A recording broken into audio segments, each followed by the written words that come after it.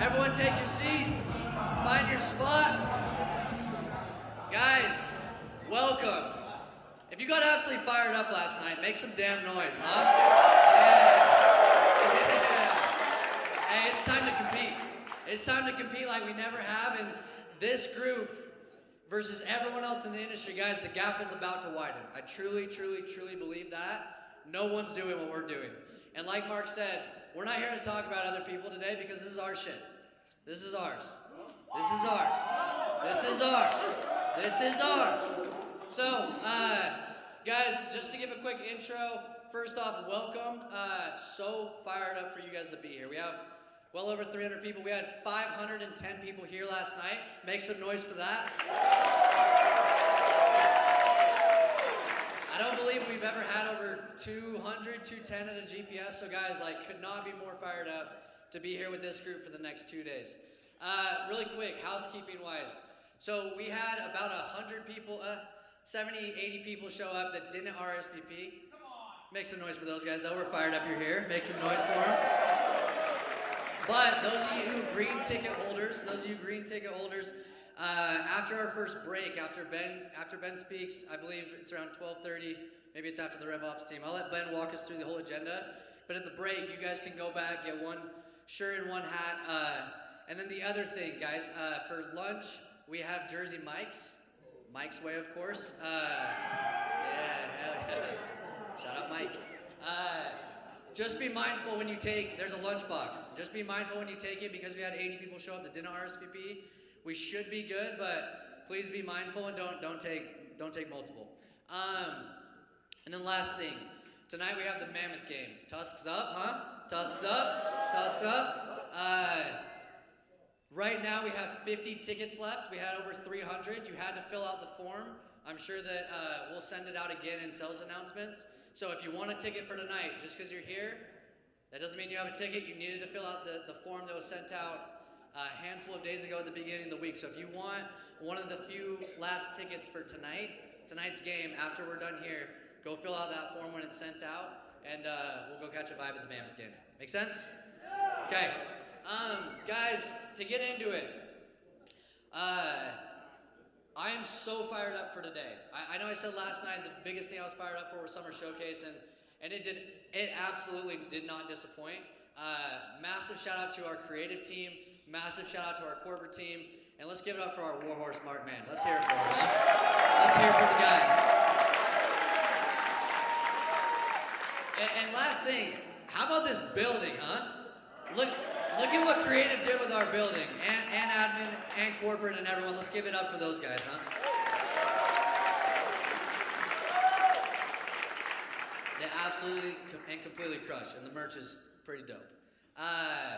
So guys, to get into it, like I said, I was so fired up for last night, but guys, the content for the next 2 days and what we're about to walk through, it's not for the whole company, it's for the leadership.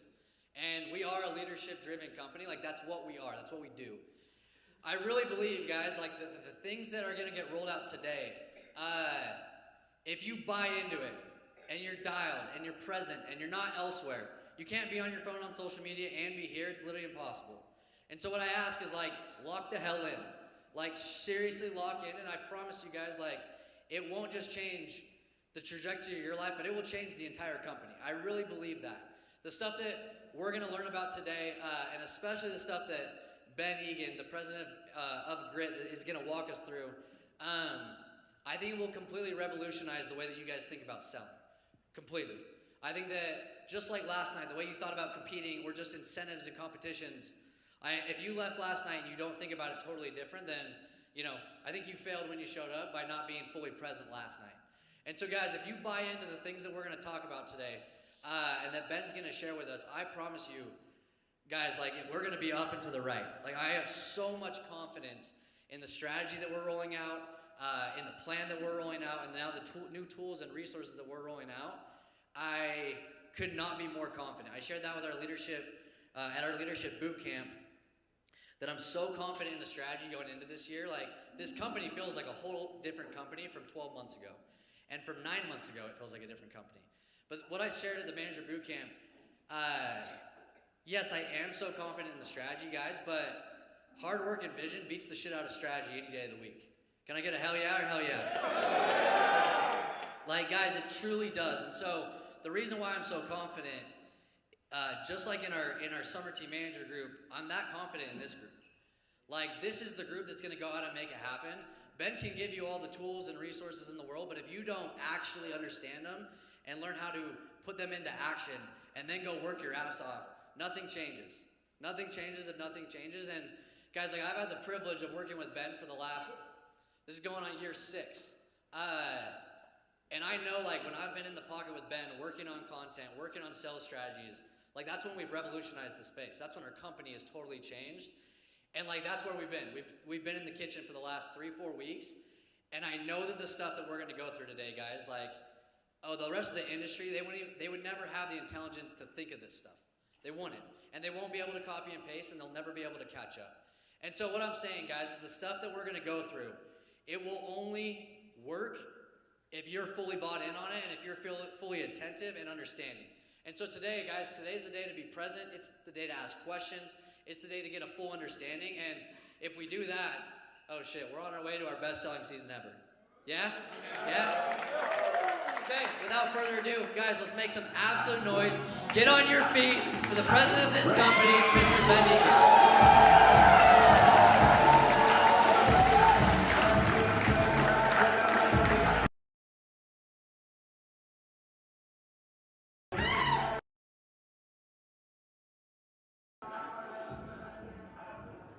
Okay. Who's ready to have a great day? We got a good crowd. For those of you guys that are new to the company or don't know me, my name's Ben Egan. I'm the president of Grit Companies, and I mostly manage, I do a lot of things, but I really work with the platform and the corporate team and wherever the biggest problems are. That's typically what it looks like. But I'm 33. I've been doing this for about 10 years, and I'm super excited to be with you guys today. I feel like, for those of you guys who know me, I spend my time like learning, reading, thinking, and typically when I start to have ideas or start to have insights, I can typically start to feel when one is like super magic, and it can make an absolutely massive difference, and that's how I feel about today. And so, the very first thing I want to say, and I just want to set the overall intent, right? So, I'm going to read this, and this means a ton to me, and I want you guys to understand this. We are a leadership-driven, mission-based company built upon impacting our one team and as many individuals and families as possible. Today, we dream bigger than ever. That's who we are. I want everyone to take 15 seconds and close your eyes and think about impact, and think about leadership, and think about how you feel to be here with all these people, to have this massive opportunity. Because that's the intent we're going to have today, and we're going to drive this by example, and we're going to drive this by leadership. Okay, open your eyes. Who's ready to dream big? Okay, guys, we deeply, deeply care about you. I promise, we deeply, deeply care about you. And we deeply, deeply believe in you. This presentation, and I'm not saying this to like, hey, look at me. I have spent hundreds of hours on this content and on these ideas. And guess what? I'm not going to sell one fucking account this summer. Not one. The reason that I'm putting all of this in is, yes, of course I want the company to do amazing. But how does a company do amazing? It's when individuals do amazing. So, how well is the company going to do if every single person in here went out and earned 20 to 30% more? Or would that be kind of shitty? Or would you guys like to earn, 20 to 30% more? What do you guys think? Do we believe that is possible? Okay, well, we're going to keep learning. We are building something incredibly special together as one team. Guys, I said this last night, but I want to double down. In your life, like I said, I'm not that old, I'm 33, but I do have more experience now. Like Mark talked about last night with the ramp, I have some XP. And it's really interesting, and John talks about this. When you're talking about company culture, if everyone in your company knows what you're doing and it's a vibe, and people outside of your company don't really get it, that means you're actually turning the hell up. And I'll tell you this, no one understands what Grit does. Because we've got amazing culture and amazing people. And so guys, you can be at this point in your life, and I want you guys to know something directly from me to you. Grit is going to be amazing. We are going to crush. We are going to have our best year ever. And we smash everyone in this space. For sure. I don't even have to say that loud. The point being, though, is you guys are your biggest asset. And you will ultimately be successful in your life based upon you. And so I view my success in this company and this business based upon what all of you guys are doing in 5, 10, 15, and 20 years.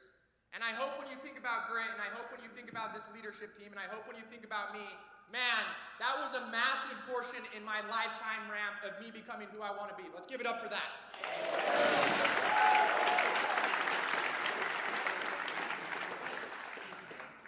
Today we're breaking out of the damn box. And we're going to break the game in this industry again, because we have. We have. Back in the day, guys, most people did about 40 to 50K from a per rep yield standpoint in the summer. We were the first company to consistently start doing 100K every single year. Let's give it up for that. But guess what? The best don't give two shits about being the best. We give massive shits about being better. So we're going to level up today. So who's ready to ramp?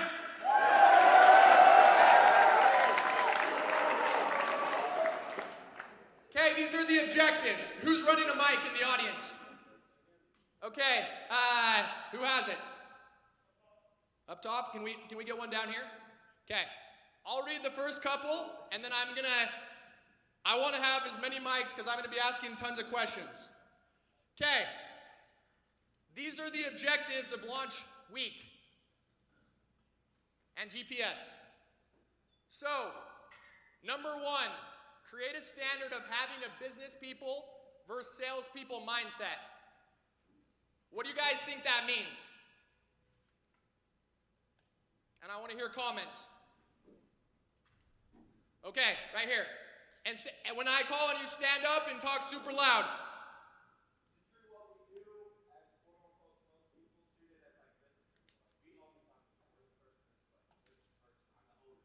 Okay, have an ownership mentality.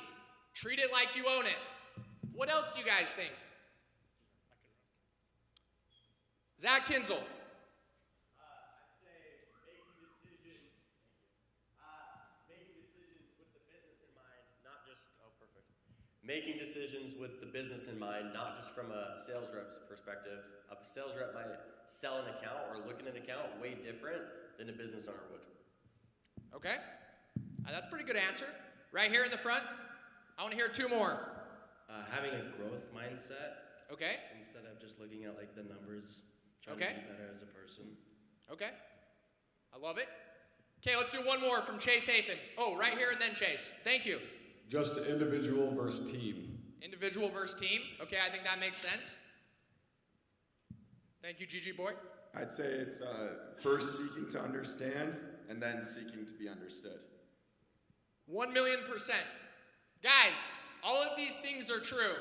Can I explain one thing that is even more true than this? Guys, the only reason that we want people to have a business person mindset is because we want the most for you.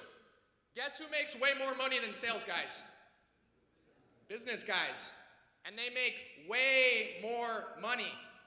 And so guys, when I'm up here and I'm saying, hey, let's be business people, not salespeople, I'm not saying, let's not do sales. Sales is so lit. And we all do it. Let's give it up for sales. No, what I'm saying is use sales to make as much money as possible because you're a business guy. And you understand business and you're thinking of it in that way. Okay, second objective, reframe our perspective on selling and the way we train individuals to sell by clearly redefining the language to create the right dynamic. We're going to come back to that. Language is very important, and as you've seen on this presentation, words that you should be paying attention to, I've highlighted in yellow. Because language is the words we use that dictate the reality that we see. Does that make sense? Okay. Number 3, individuals can describe with black and white, clear language, the differences year over year of why they believe they will improve. So if you guys aren't leaving with extremely clear black and white things of how you can improve, I have failed, and our company has failed. Number 4, and this is something that I want to give a little bit of context on. I was in a meeting a few months ago, and everyone was talking about this job like it was based upon luck, not based upon skill. Guys, people like Cody Olive is one of the greats because he went to every single 10 a.m. training and he trained after knocking every single day his first year. That's why. He had massive personal inputs. You can't cheat success and you can't cheat this job. That's what it looks like. But it's really important that you know what those inputs are. And then lastly, I included this after Mark's presentation last night. Can we give it up for Mark Madden one more time?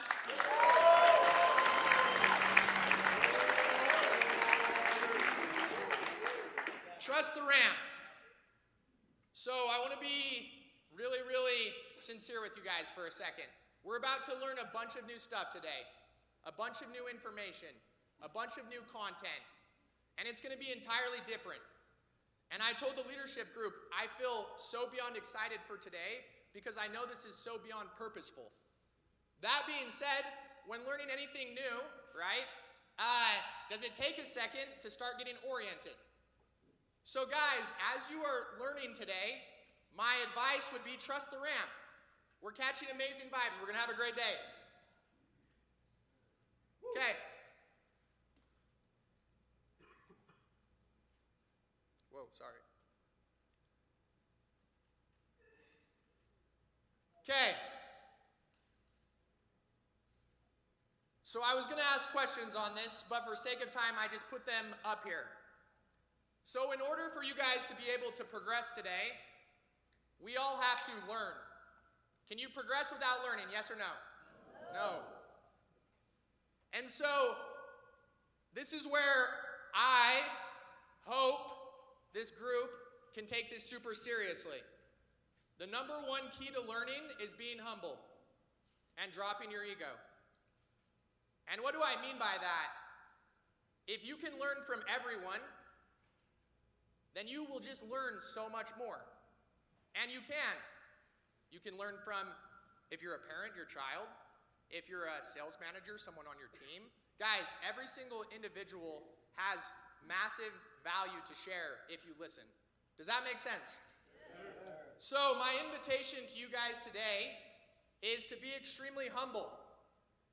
Like you guys saw, the objective is reframe how we view selling.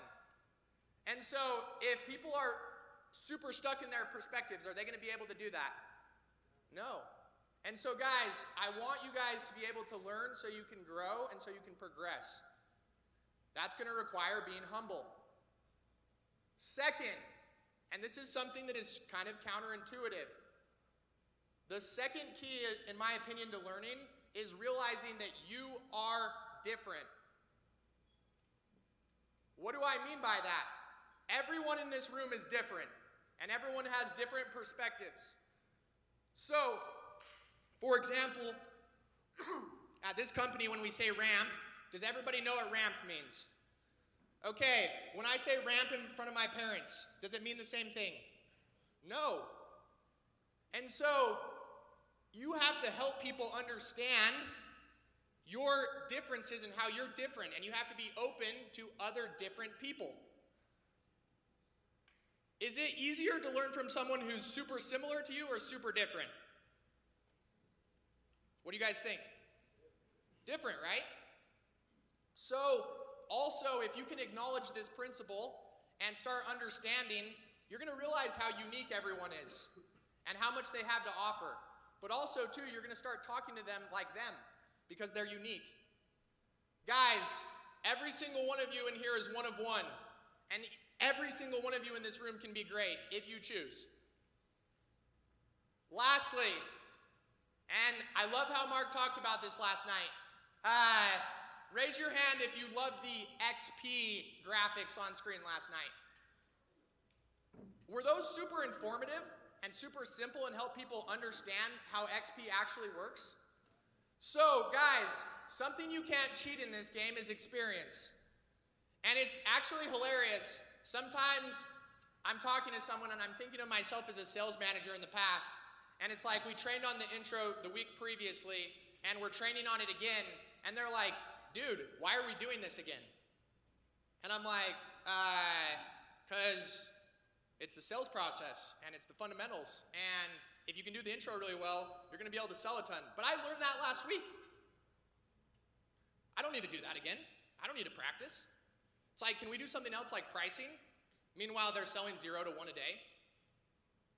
That happens. And so, guys, you have to give your experience time to ramp and your skill time to ramp. Today, the goal is that we learn and that we have fun and that we collaborate and that we're creative. That's the goal. It doesn't have to be perfect today because we're going to drill this all summer. Does that make sense? Okay. So I want everyone to close their eyes for 15 seconds again and tell yourself, okay, today I am going to be humble. Today I'm going to be open to being taught. Today I'm going to learn. Today I'm going to grow.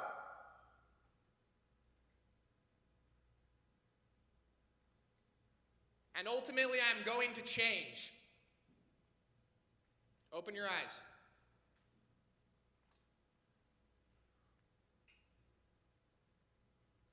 Okay. Anybody who knows me knows that this is something that is massively important to me. I don't believe you should ask people to do things unless they make sense. And it's really hard to get someone to do something if they don't understand why. I want you guys to understand why we do what we do. So, this is the beginning of the content. And this is where I want to see everyone lock in. So, I want to see everyone sit up super straight. I don't want to see anybody on their phones because I will see and I have no problem saying anything. I want to see your eyes. I want to see you locked in, and I promise this will be worthwhile. Okay. A lot of people don't know this. I'm going to move this chair over to this side of the stage as I'm talking. But we restructured a massive portion of our company in January. And what we did... Oh, shit. That's on me. Could have been bad. Okay, we restructured a massive portion of our company to be better organized so we could go out and tackle some massive objectives this year. So, does anybody have any idea how much revenue we're going to go out and do at Mira? Okay, 75 mil. So, we're going to do close to half, or a little bit less than half, or a little bit more, at Mira. Who's fired up about that? And if we step, who's participating in all of that? Let's give it up for that. Guys, where the value starts with pest control is how you sell the account. And so, let me tell you guys the math equation I started doing in December. We were charging towards these things. We had just recruited Mason. We were planning on doing growth block. And my role as president of the company is I'm going to go where I can add the most value or solve the biggest problems. And what started to happen and something I started to see is an opportunity.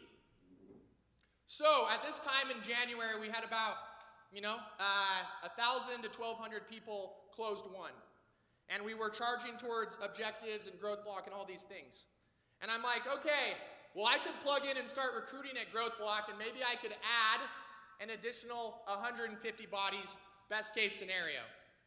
And so if they do 100K each, that's 15 million. And I'm like, yeah, that would be pretty good for the company. That'd be pretty good for everyone.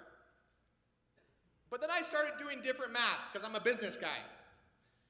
And I was like, okay, what do we need to do so we can make sure our first year of selling accounts, we can sell them at the highest level because that's where the value starts. But more importantly, how can I create the most impact for my people that I love? And so I started doing math. And I'm like, okay, I believe, and I'm hearing all these things of people saying this isn't a skill-based job. Or I got feedback last year after the summer that one of the main complaints in the summer was people not training at a high level. So I'm like, okay, what would happen if I help people to start doing that at a higher level and realized how they can improve? Because this is a skill-based job. The people who are the best at this are the people who have put into this the most. And so I'm like, how do I help people start understanding that? And we've had years in the past where we've increased the per rep yield by 20 to 30K per head. So I know it's possible. So I started thinking, and I'm like, okay, if we can find some secrets and solutions, what would happen if we went out and added 20 to 30K to every single rep in per rep yield? Well, that's an additional $25 to $35 million. Is that more than 15? For sure, let's give it up for that. And so I started thinking about this, guys, and I started thinking about this. And the reason I'm here today is I've spent hundreds of hours, and I'll tell you this, I know it's true. I got 0 questions and I got 0 doubts. And if you do, grab the fuck on and I will carry you along, because we are leveling up today. Okay, this is super important. If you're going to pay attention to something today, pay attention to this. Language and the words you use dictate your reality. So if people aren't using aligned language and they're talking about things in different ways, it's really hard for things to be clear. Clarity is king. Second, dynamics. Language affects dynamics, but it's making sure that you understand proper dynamics. And what I mean by that is relationally, or in between your role and responsibility. And so, we're going to talk about these two things so much today. So much. And I believe you guys are probably all looking at this and you're like, well, dude, I'm not sure what that means. I guarantee by the end, you will.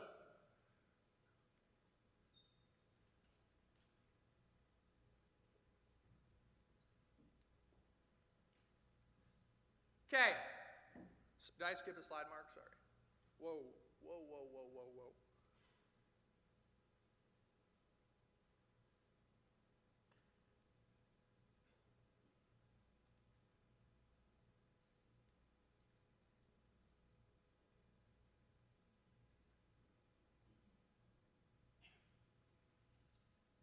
Sorry, guys.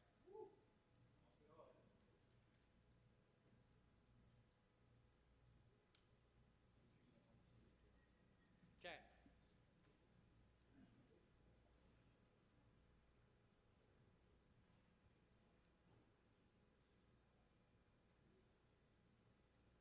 Mark, can you go back, please, to the language and dynamics slide? Where do I point this? Okay. Sorry. My apologies. Can we have a round of applause just because Mark's awesome?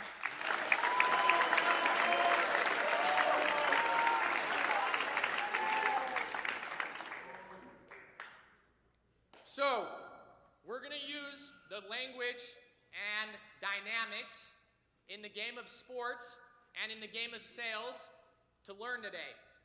Why are we doing that? Who understands about sports already? Raise your hand. Who understands the core language? Raise your hand. Okay, so we're going to use this comparison to start understanding what that looks like within sales. So this is the first thing we're talking about today. Coach versus player dynamics. Because this is something that has been totally incorrect in our company. Let's talk about a coach. What's the role of a coach? I want to hear 3 answers. What's the role of a coach? Right here? We got to be ready with the mics. I would say the role of a coach is just to teach a player the coach's past experiences so that they can learn more and grow more. Okay. Josue right here in the front. The coach is guiding the ship. He's guiding the principles and the game plan, basically. Okay. And then let's go right here, right behind you, Josue, for ease. Help the player get results. Okay. Help the player get results. Another question. How old are coaches typically? Older, right? Okay. Typically they have more experience. But I would say something that's super important, if you're a coach, if you're playing the game, can you watch the game? So if a coach has just watched thousands and hundreds of games, what does that start to look like? Do you think they start to recognize patterns that maybe some players don't recognize? For sure. Okay. Now let's talk about players for a second. What are players trying to do? They're trying to win. Typically, what players are the best? The ones that are the most coachable. The ones that put the time in, right? But let me drop a pro tip for you all. At this company, it's not about being a player or a coach. It's about being both all the time. Because we're humble. So when I get in a room and I'm in there with Zach Seeger, Cody Olive, and Drew Hansen, trust me, I can learn a massive amount from those players. But I've also watched them their whole career. And I've watched how they sell, and I've watched what they do, and I watch how they act. I think it's probably highly likely I can also add massive value to them as a coach.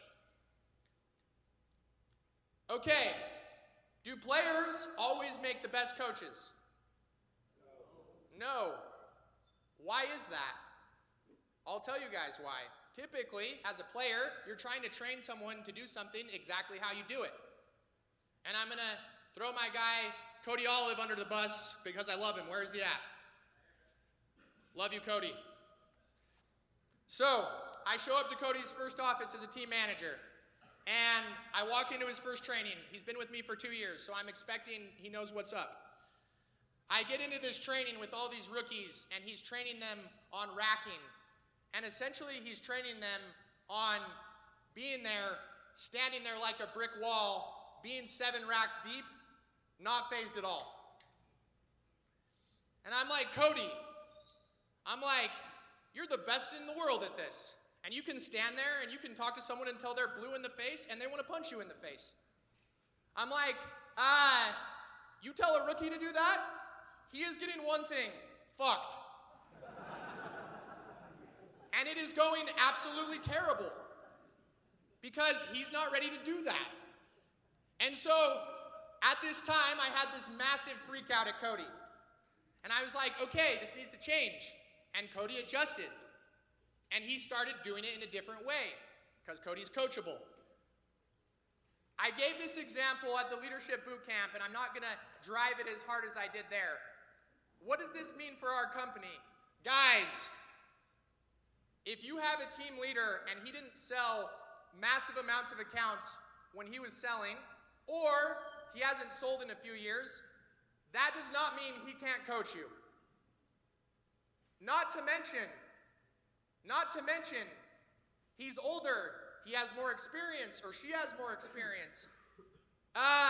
If someone owns a home, do you think it's probably pretty helpful in training people how to sell houses? Do most managers own a home? Do most managers have more experience? Okay, guys, the point being, as a company, if you're a player, which means you are a rep, what you should be looking to do is learn as much as possible from your coach, who is your manager. If you're a manager, that means you're a coach. There is nothing that you will ever learn more than from your players. And I'm speaking from experience. I'm so grateful that Drew Hansen, who is my Michael Jordan in this space, I came to him so many times and viewed myself as Phil Jackson. I understand how you sell. Hey, what helped Michael Jordan totally take off in his career is something called the triangle system. Did Michael invent that? No, he was taught that by Phil. What would have happened in Michael's career if when Phil came in and said, hey, we should do this triangle thing, he's like, hey Phil, fuck you. Would Michael of Jordan ever have became who he was? No. And so guys, also though, guess what? Multiple years later, and I didn't share this at the leadership boot camp, Michael Jordan came to Phil Jackson and said, hey, we're running this triangle. We need to make some adjustments. I need more athleticism around me to be able to do this at the highest level. Guess what Phil did? He went and got him more athleticism, and they continued to execute. That's the dynamic we want. Okay, where's Zach Seeger? You know what's coming. Come up here. Let's give it up for Seeger.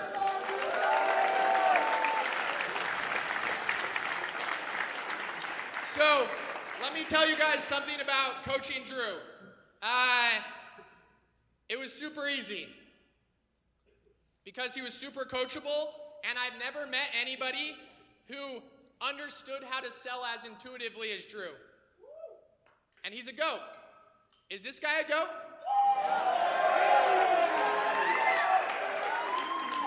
Okay, I'm going to ask Zach some questions.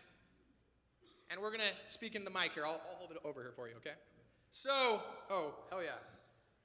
So, Zach, and guys, I'm not saying this as any type of bad thing. I want to be super clear. I'm just helping people understand there's different types of players and coaches. Zach,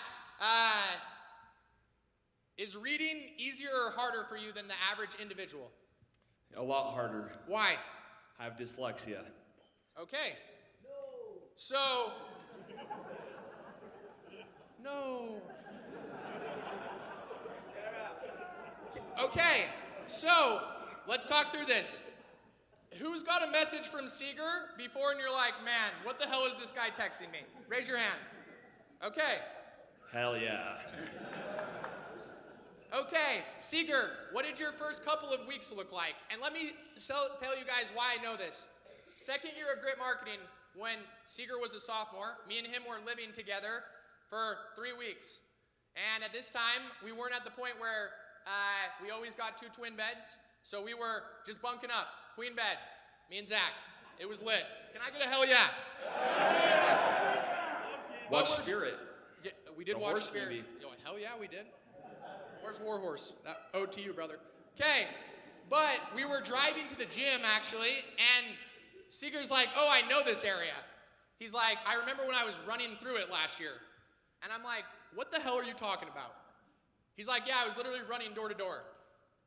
Will you explain to them what that looked like? Yeah, so I got recruited by my business partner, Mike Green. Hell yeah, Mikey.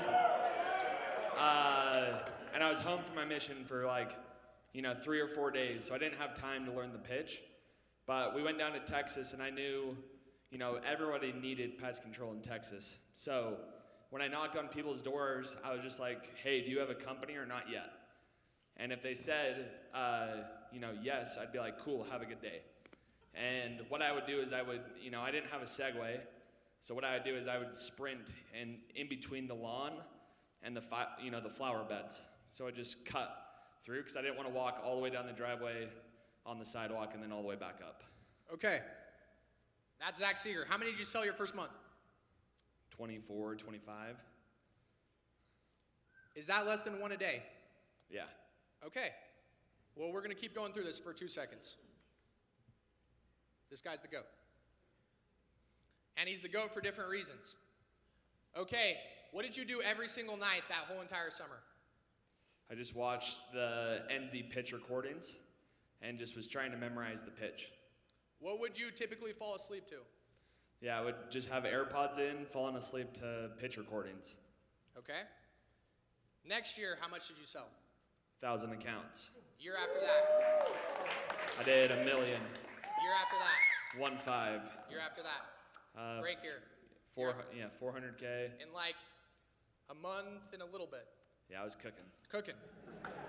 So guys, did his ramp look the exact same as Drew? Okay, let me tell you who Zach Seeger is to me. When did Tom Brady get picked? 199. But what did he have? He had heart. He had drive. And he wanted it more than anybody. And he had a coach that believed in him and was super, super cerebral. And they worked together, and they worked together, and they got better, and they got better. And they are now the best duo to ever do it. That was with someone who was the 199th pick. Do you think that he could have had his initial success without Bill Belichick? No. And so guys, now, could Bill Belichick have had all that success though without Tom? No. Guys, the journey of becoming great, it isn't for everyone. But everyone can become that if they're willing to understand that they can be the player and the coach. And if they can always be coachable. I have never met one person in my life who is as coachable as Zach Seeger. He has never let me down, and he has applied everything I have ever asked him to do. Let's give it up for him.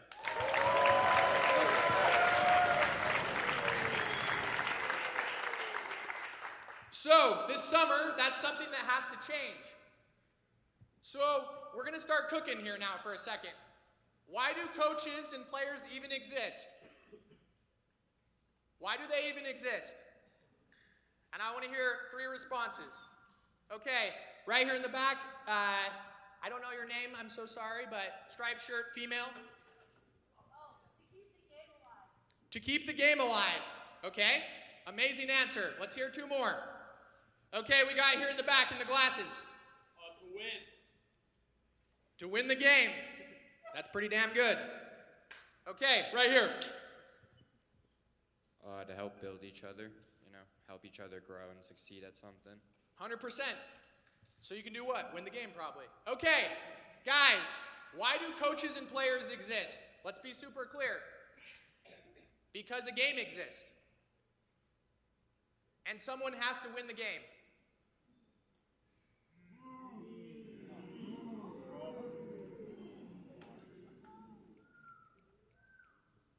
We're about to start discovering secrets. So how do you win the game of football? You score. Defense, offense, defensive tackle, defensive end, situational football, 2-minute warning, red zone. Are these things sounding familiar to you guys? You guys understand what it looks like to win. So how does a coach teach a player how to win at football? Learn and master the playbook. It's actually pretty simple. Is there Little League football that people can understand and they can go out and play and execute? I've never heard of Little League sales. But that's because there isn't any language or a game for people to play in the Little League. Okay. But what should happen if you're playing any type of game is the playbook should be designed based upon winning the game. So, insight. How do you know you are winning at the game of sales? And this is where I want you guys to understand something super clear. I started asking myself this, and I started discovering a secret. So, like I said, I was in a meeting, and I heard all these people talking about this job like it wasn't a skill-based job. Like you couldn't get better. And I was like, okay, well, that doesn't make sense. And I have to figure out a way to help everybody sell 20K to 30K more per head. And if it's not clear how you win the game of sales and what that looks like, and how you have to train someone to do that, how are they going to be trained? And so let me put this next question on the screen.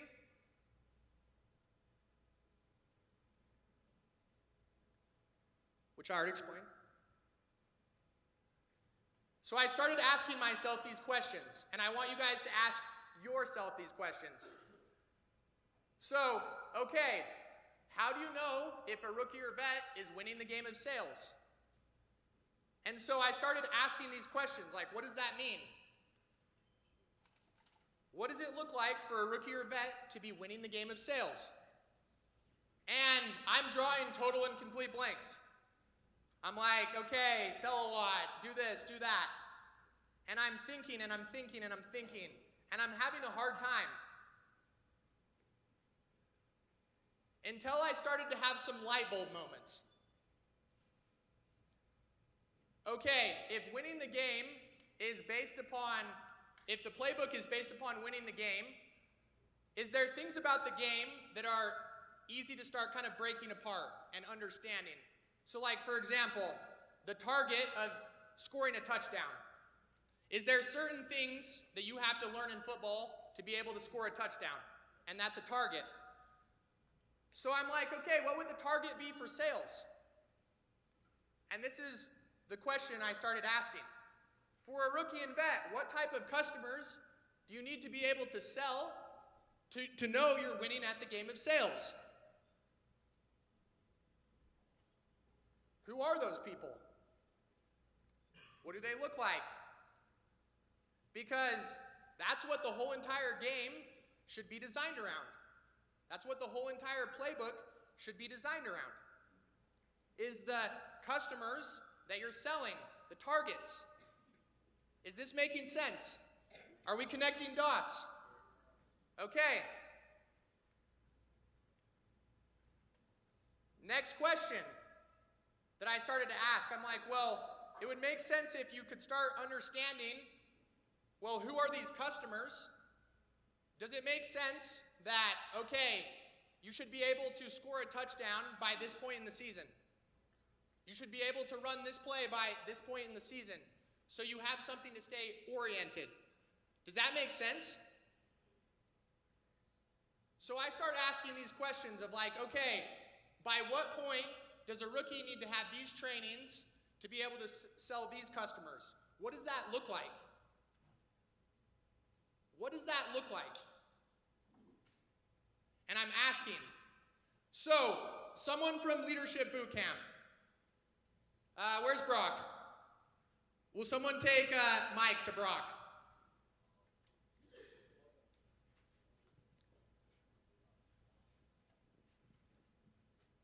So before Brock talks, we're about to discover a major secret that I believe is going to change this space for the rest of time. And it's actually super simple. Brock. Yeah. What do you think is the biggest risk to our company's ramp after we discover this secret? I think that the biggest risk to the company in general are veterans and former team managers. And I think that that's because... Wait. So the people with the most experience. Correct. Not the rookies. Correct. People with the most experience creating the most problems. Okay, keep going. And the reason I think that is because sometimes when you have experience, you think that you know everything, and you don't apply, and you can't get better because you choose not to, because you think you know everything. So I think the biggest risk in this is that the veterans, specifically the veterans and the former team managers, but more specifically the veterans, because yesterday all the team managers really turned up at the management boot camp and they're ready to roll. So really it's the veterans not applying and going back to their old ways and not changing. Insight. Let's be humble. Okay, so it's my opinion that if people understood the targets that they had to have the skills to sell and they knew when they had to sell them by, we would all sell more. What do you guys think?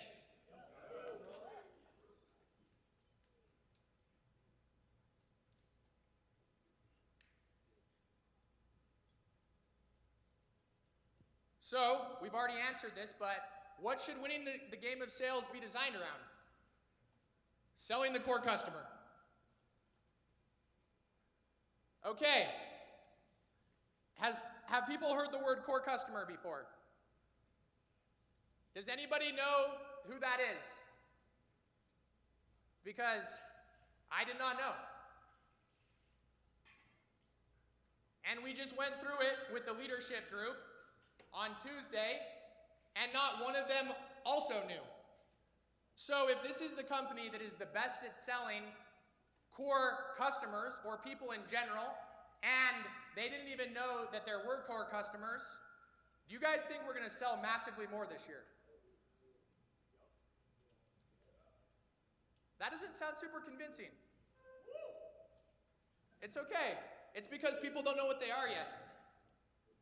Well, we're going to start learning right now.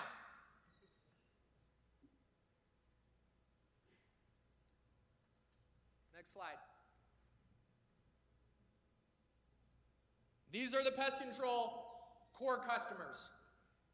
And I want to see everyone sit up straight because this will change your summer. When you go up and you guys knock a door, there's two options of people you can talk to. Is there any options outside of male or female? No. No. Okay. No. Okay. Just making sure. Okay. Let's quiet down. Let's quiet down. So, if we've never thought about selling the core customers and half the population is male and female, and we've never adapted our sales process specifically to them, should we sell massively more this summer? Guys, how crazy is it to think, and this is something Zach Seeger said, is I've sold 5,000 accounts. I've never thought differently about a male or female. Let me ask a super simple question. Are males and females the same? No, they are not. And so if you start running them through a sales process based upon them as a core customer, are you going to sell more? Yes. Okay. Next portion. Another insight. When you knock on someone's door, they either have to have pest control or they don't have pest control. True or false? True. There's no other options. And so, after you can sell males and females, what should you be able to sell? A new account and a switchover. Is this making sense? Yes. Okay, we're going to keep talking through this.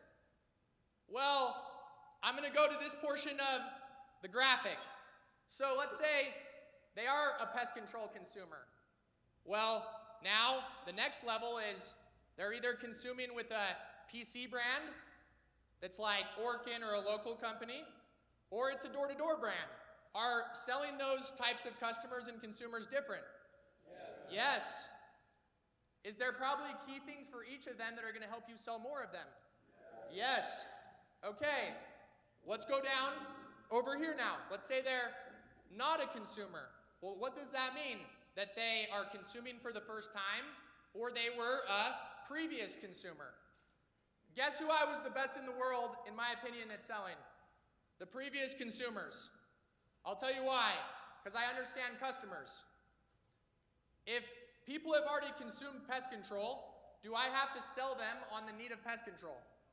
Okay. If people are older, are they probably going to have a higher likelihood of consuming pest control at some point? Yes. Guess what my favorite neighborhood to knock was? 55 plus. And I would roll in there with my grandpas and grandmas, and I'd be hitting them with this line. Cool. I knock on the door, we run through it, I'm like, yeah, I'm sure you've had pest control in the past, right? And they're like, yes. And I'm like, okay, I'm gonna get this deal. So easy. And I maximized that because I understood it. Okay, first time. Who is that? New homeowners, someone who's never used it. Is that different than someone who's already used pest control? Are they probably gonna be more skeptical? Okay, that's one level. Okay, let's go to the next level.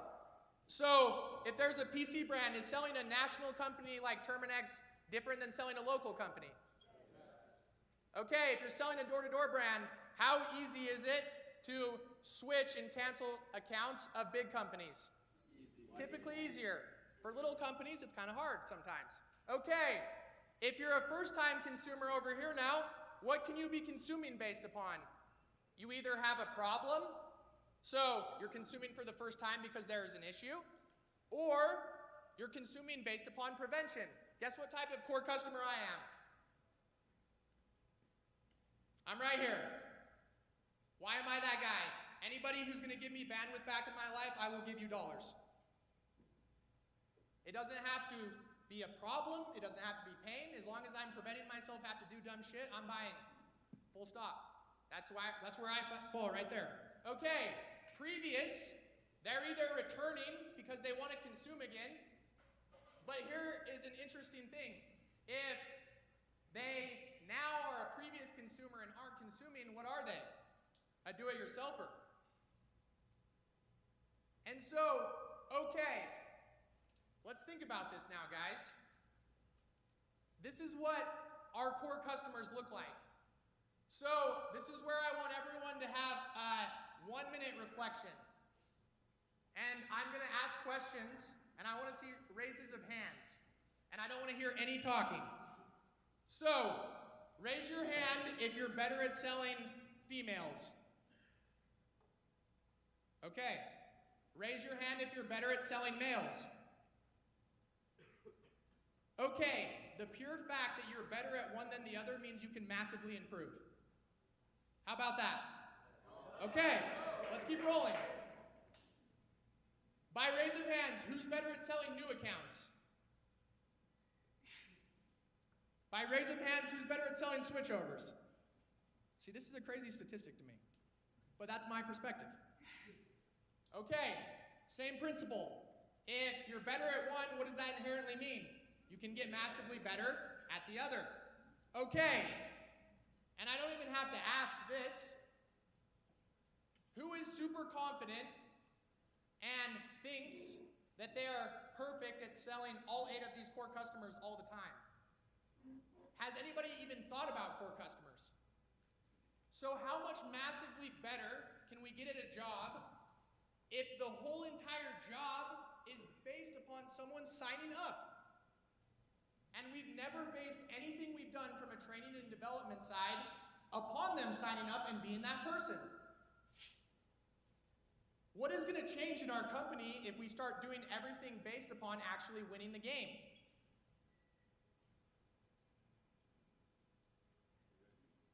Are we having light bulbs? Yes. Who is starting to feel like they're going to sell more this year?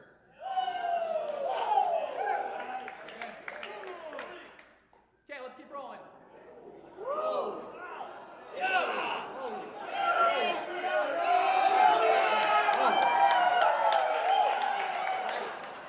So, these are the levels. And why am I showing you guys this, the levels? And why are the levels important? So, I'll tell you something that happens in our offices because people don't understand the dynamic of coaches and players. Let's see everyone sitting up straight. I want to see eyes. Does it make sense to teach someone how to sell an in-contract switchover before they can sell males and females? No. This is what I hear all the time. Some rookie or vet, he's like, dude, I got to do these in-contract switchovers. Well, number one, he doesn't understand what it looks like to sell males or females, and he doesn't work the hours. Does that make sense? So, does it make sense to approach this and help people understand, because this is all new, What if I said to you guys today, my expectation is that every single person in this company can sell every one of these 8 core customers at the very bottom? Would that be a realistic expectation? No. Would that make you guys feel super overwhelmed? Yes. Okay, guys, this is in steps. And so we're starting at the beginning. And so the question to ask yourself if you're sitting there is, okay, how good am I at selling level 1 core customers? How good am I at selling males, females, and new accounts and switchovers? Okay. And then ask the same thing about level 2 customers. And the same thing about level 3 customers. And you're going to start having massive insights. I had never thought about this. I sold so many more men than I sold women, and I had never thought about it. And I sold so many more new accounts than switchover accounts, and I'd never thought about it. And I think the reason being is when I'm selling a new account, I feel like I'm teaching somebody why they should use a product. When I'm selling a switchover, I feel like I'm beating someone across the face. And so I prefer to teach. But that's my perspective. That's not the correct perspective. The correct perspective would have been, hey, it's easier for you to sell new accounts. How can you get better at selling switchover accounts? Is this making sense? Okay, we're going to keep rolling. So, I want you guys to know how to win the game at the highest level possible. When evaluating a core customer, these are the only things you should ever be gauging. So what do I mean by this? If a core customer is older, is it going to affect how you sell them? For sure. Is it going to affect how you ask questions? Okay, if they're younger, what are they more likely to be? A first-time consumer. All of these things actually have language that you guys can start understanding and thinking about and doing things so you actually have skills and abilities to be able to sell these type of people. Because they're all different. Okay, disposable income. If someone has money or doesn't have money, does that affect how you put them through a sales process? Okay, should you be good at selling people who are high income? Middle income? Yes, all of it. They're core customers. Okay, the last thing, if someone has had a company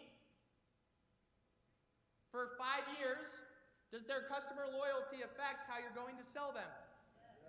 Okay, so if you're looking now at a customer when you knock the door, and you're thinking of the core customers, and you're thinking of these gauges, do you think you're going to start understanding how to pitch them and how to sell them way more? Do you? And guys, let me ask a simple question, because if this isn't clicking, it's got to click. Because you got to think about this stuff. For example, a female. Do you think a female cares more about appearance than males? Yes. And so, dudes, let me tell you this. Half of you guys kill yourselves because you look like shit on the doors. And you smell like shit. And women don't like people who look like shit and smell like shit. Okay, males. If you want to sell a high level of males, what do you got to be good at? Knocking at night. Why? Because they're working during the day. And why do you need to be more direct? Because they just worked all day. And they're not trying to hear you run through some long-ass pitch. So they're all different. And if you start to view them as different and put them in a container that you can actually see that, you're going to know how to sell them way better. Okay, let's keep rolling. Now, more specifically, how do I win the game of sales? You guys. At the highest level, what does winning look like? Well, it looks like selling core customers. What does it look like for you guys? And we're about to have some more insights. Taking core customers through the sales process A to Z. We're going to talk about this later in the content. Let me make something super clear right now. This is a principle of language. The way we talk about the sales pitch is totally and completely incorrect. A sales pitch is a single message or story to help someone convince someone to buy something. So, what's the pitch in pest control? The trucks are in the neighborhood today. You can't evaluate a pitch. You can evaluate a sales process. So you guys don't pitch people. You guys put people through a sales process. We should stop saying pitch. That's not my opinion. That's the definition. Isn't it funny that we've been talking about it like a process for years and years and years and no one said anything about it? Well, let me show you guys how much more clear this is going to be for you guys to start learning how you can improve. How to win the game of sales. The A to Z sales process. Okay, so let's talk through this real quick. What is a sales process? You're advancing people from step to step. So let's talk through this. If you don't know how to prospect a neighborhood and draw pins and what that looks like, are you going to sell customers? No. So that's the very first step in the sales process. But as you guys are realizing something, is the customer in the picture yet? Okay, let me help you guys explain why. Appearance. It's a portion of the sales process that so many of you guys in here absolutely shit the bed in. Oh my God. What's one of the worst things that's ever happened to door in the last 10 years? Ring doorbells. I hate those sons of a bitches. It was so nice, and I'm old enough when they didn't exist. And appearance mattered less. If you see someone on your porch who is a male and you're home alone as a female and they look kind of grungy, are you answering that door? So are you advancing in the sales process? No. Okay. Next, let's say your appearance was good. So when they looked at the Ring doorbell, they decided to answer. And then when they come out, you answer like this. Hey ma'am, what's up? Anyone sprayed you? Not yet? Are you going to advance past that portion in the process? No. If you have a massively good attitude, you're smiling, you have amazing energy, is it massively higher odds that you are going to advance? Yes. Okay, who's starting to think of this and realizing that they've messed this up in the past? By raise of hands. Okay, all of you can get better. What a blessing. Okay, oh shit. Thank you. And this is one I want to double down on the most, because this is the one that I think is the most flagrant. Does anybody know, first and foremost, why we use a pricing slick? Skylar. People believe what they see, not what they hear. People believe what they see, not what they hear. Okay? True. What else? Cole Ellsbury right here. So we can hand him the bug slick and walk the dog. Take him outside. Amazing. That's an amazing tool. I'll tell you guys why. Okay. Let's put ourselves in the shoes of a consumer. Because if you want to sell core customers, you got to start putting yourself in the shoes of core customers, okay? When I go up to a door and I have a nice laminated sheet that is a nice graphic and has prices, right? And it has a company's name on it, what does that give me the ability to do? Be credible. And now I work for the company. So, being in the shoes of the core customer, and I'm not saying every single person will do this, but I'll tell you this. For me, as a core customer, I'm pretty skeptical. If someone comes up to my door with zero assets and resources and starts talking out of their ass about prices, oh man, I'm sending him to the cleaners. Because how do I know that he's not just giving me total and absolute bullshit? Okay, how do these people view you, guys? They view you as someone who works for a company. They view you as a salesman. And so if they're viewing you as someone who works for a company and a salesman, and you don't have any of the company's materials, what type of salesman and company do you work for? So guys, dead ass serious, if you knock doors without a slick, you are a dumbass. And you absolutely murder your sales process. And you do not advance. Full stop. And so, let's say you have a slick. Parker, where you at? If this is the thing that makes you credible to every single customer, how are you treating it?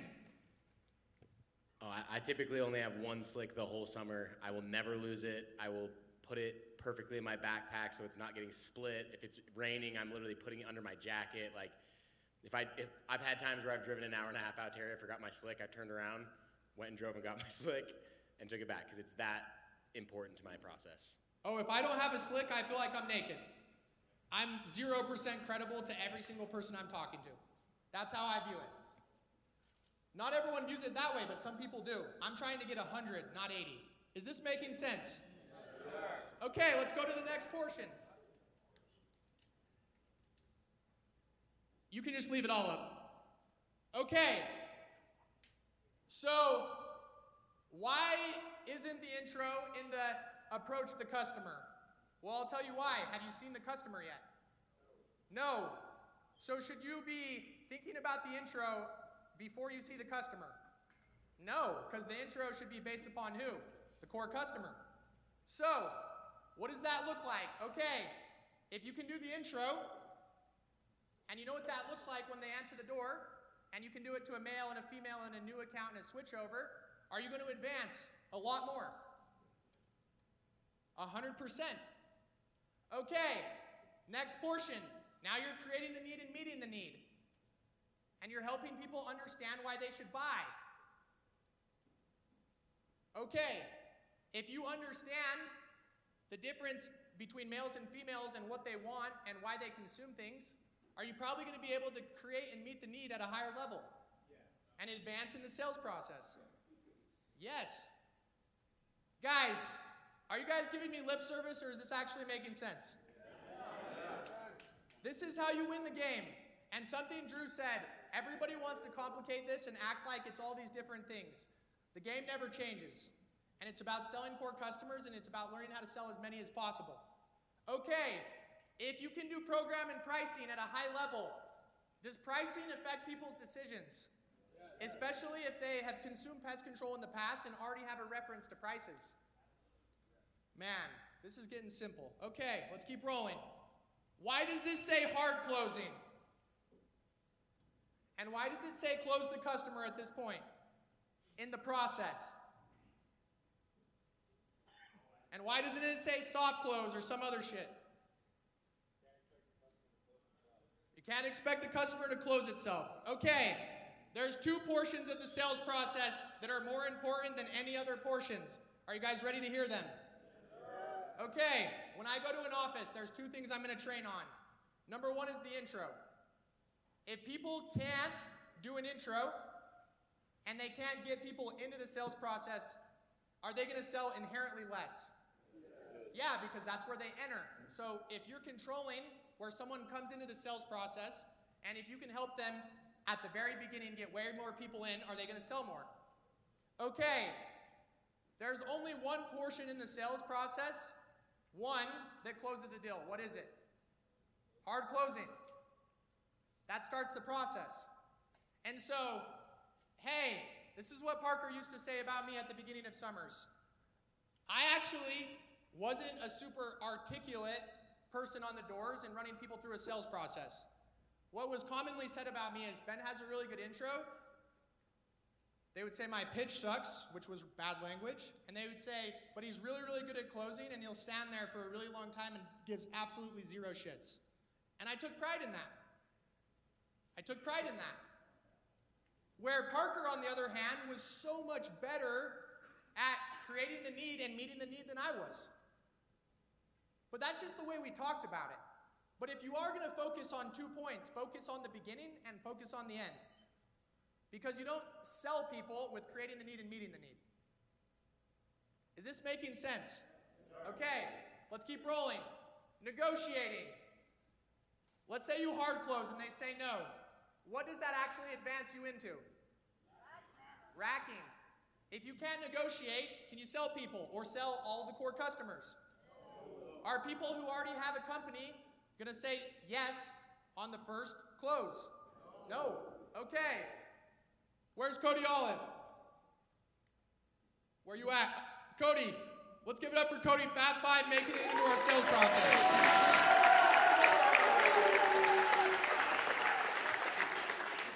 So guys, the Fab 5 is solidifying the sale and getting referrals. But we've measured the data and it helps people earn 10 to 15% more. So do you guys think that's a super important portion of the sales process to get good at if you want to get paid? Okay.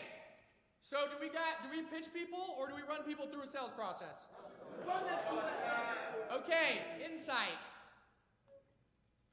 If something isn't segmented into steps, can you evaluate it? How do you evaluate a pitch? Okay, the question you should start asking yourself are, where are my 2 to 3 weakest areas of the sales process? And how am I going to advance way more people through the process? And if you start working on those things, I guarantee they're going to get better because you have language to be able to do it. Okay, so how do you win at the highest level this summer? Learning how to advance as many core customers as possible through the sales process A to Z. Pretty straightforward. Okay. I want someone to read this slide. And someone who has amazing energy. Because I guarantee some people are feeling this right here. Whoa! Whoa! 8 new core customers is a lot. I haven't even thought about the difference between selling males and females. Shit! Okay, let's give it up for that.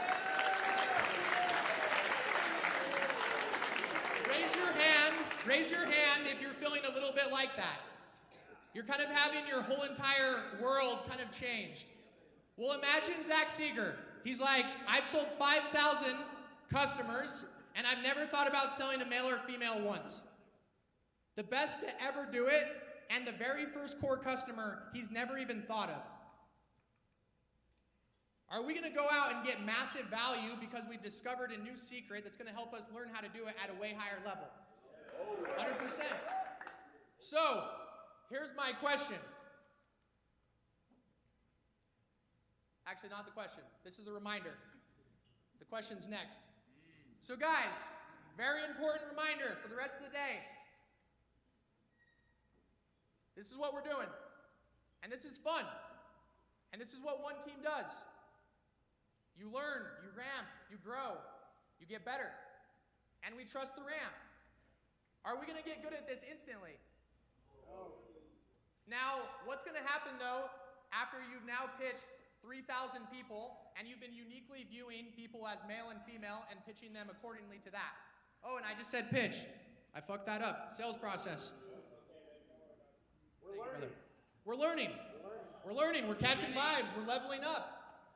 Thank heavens there is a way to improve. This is a skill-based job. We're building XP. Okay, let's keep rolling. So how do you eat an elephant? One bite at a time, guys. We're trusting the ramp. Returning to sales versus sports. What is a football season schedule designed around? What do you guys think? I want to hear one answer. Mike's, let's go over here. One play at a time. Okay, I can rock with that. Other thoughts? Right here in the front. Trucker hat. There, he'll bring you a mic. You good?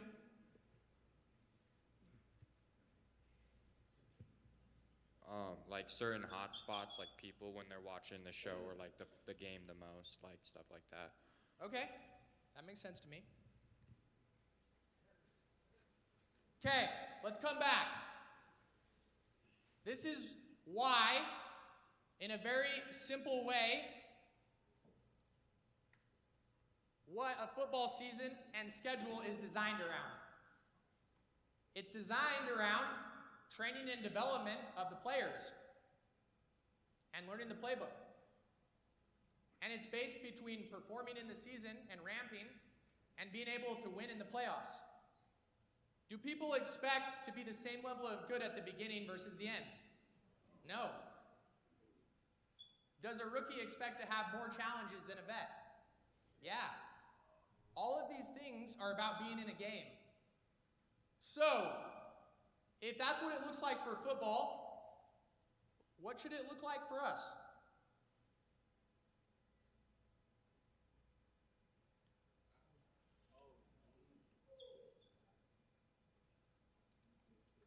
So, we're going to run through this, guys. So, sorry, I clicked past this slide. We're going to now run through what a football playbook,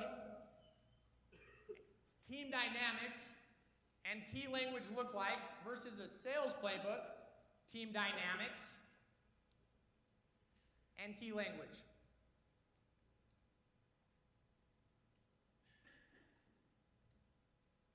Okay.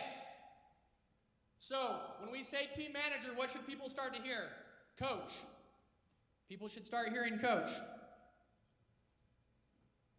Individual who is responsible for teaching the sales representative the core sales process and how to enhance it through the sales playbook training checkpoints. We're going to talk about those. While maximizing performance and experience through the arena schedule. So, what's the job of a coach? It's to develop his players and help him maximize the season. What's the job of a team manager? The exact same thing. And so, when a team manager doesn't buy in to the arena or the competitions, who suffers? The coach or the players? The players. And when a coach doesn't know all the trainings on how to sell a core customer or how to execute them at a high level, who suffers? The players. And so guys, something that's going to start changing in our company is we're already the best at training and developing people to sell. We're about to get way better.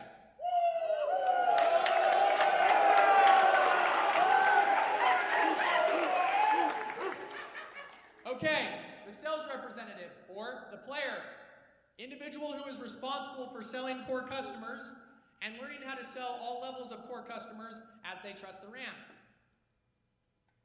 Okay, the sales season is designed to maximize the sales process and the amount of core customers you can sell through maximizing training camp, the sales playbook mastery checkpoints, and competing in the arena. So who's starting to see some language that they haven't seen before? Okay, it's going to start getting clear. What is the arena? Guys, why does a league exist? That's where all the best players want to play. And why do all the best players want to play in the same league? Because when all the best players play in the same league, everyone gets better. And who's the motherfucking best? We are the best. And so guys, we need to get more and more people invited and understanding that we run the best league in the world. Well, why? Because we're an impact leadership driven business. And if people come and produce and perform in this league, they are going to earn more money. They are going to have more impact on themselves, and they are going to have a better experience, and that's what we're about. Okay, let's keep learning.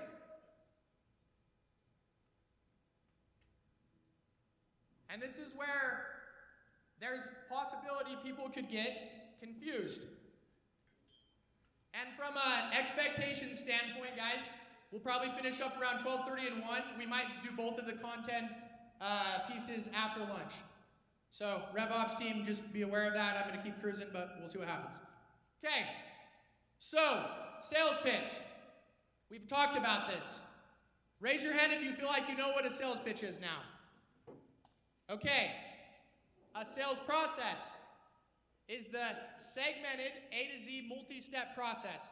Can you evaluate how you're doing in each step if there's not steps to evaluate? No. And you have to learn to advance people through that to close deals.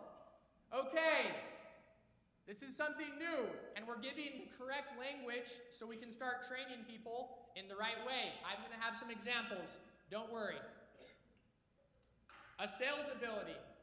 That's an ability that enhances or magnifies your ability to take core customers through the A to Z sales process. Don't worry, there's going to be examples. Sales strategies. Strategies that greatly increase the total amount of core customers you have the potential to take through the A to Z sales process on a daily basis. Let me give you guys a quick example of a sales strategy. If you're really, really good at managing time during the day, especially game clock management and how we talk about training and getting late night deals, are you going to take more core customers through the sales process?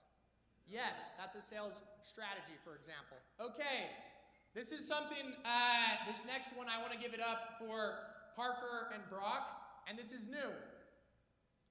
They're like, Ben, something that we have to include in how we train people is on mental fitness. So, what are these trainings or categorization of trainings going to do?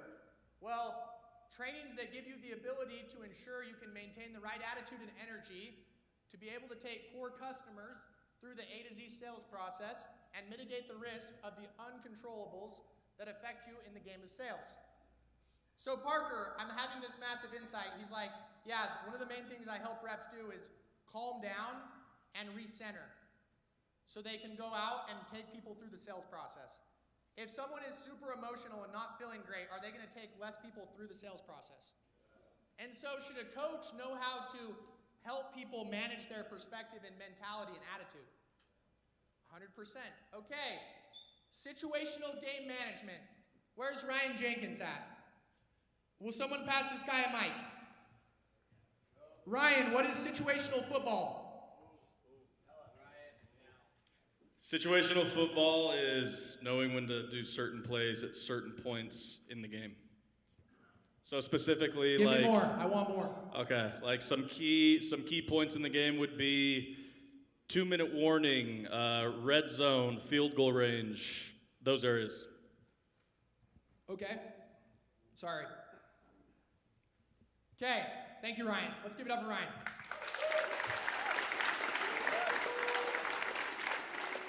Okay, what are these guys? It's like the situational things in football. If you can get deals late at night, are you going to sell more? Okay, when, for example, you sell the kingpin in the neighborhood and you know how to use that, are you going to sell more? Okay, is this making sense? Okay, what's another situational type of circumstance? If you know how to sell in bad weather, are you going to produce more? Yes. Okay, so next slide. So guys, I want to be really clear on what we're doing today because there's something that's happening that I bet a lot of you guys aren't realizing. We are creatively building a container and framework and are giving ourselves clear language to be able to articulate how we do things. So we can enhance our pattern recognition so we can start teaching with aligned language that helps us understand how to teach what we are already the best in the world at. That's what we're doing. At this company, we don't give a shit about the best, we care about better. And so guys, let me give you an example real quick.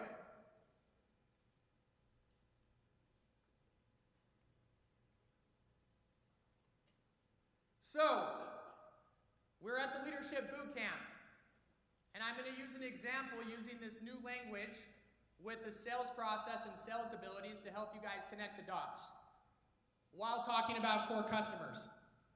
So, let me give a quick recap of this example about Bo Barbin.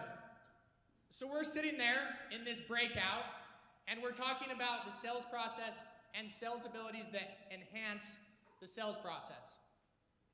And the thing that was super interesting, because I've already been doing this and have been viewing it in this different perspective, I was understanding exactly what Bo was saying and exactly a pattern he was talking about and intuitively understood. He just didn't have the language to talk about it and articulate it yet. So, let me just read this real quick. Sales ability. That's something to enhance totally different steps of the A to Z sales process because he already intuitively understands how to win the game of sales. Is Bo Barbin good at selling customers? Okay. He just hasn't had the right container, framework, and language to be able to recognize and articulate and maximize those patterns. So, I'm going to show you guys an example.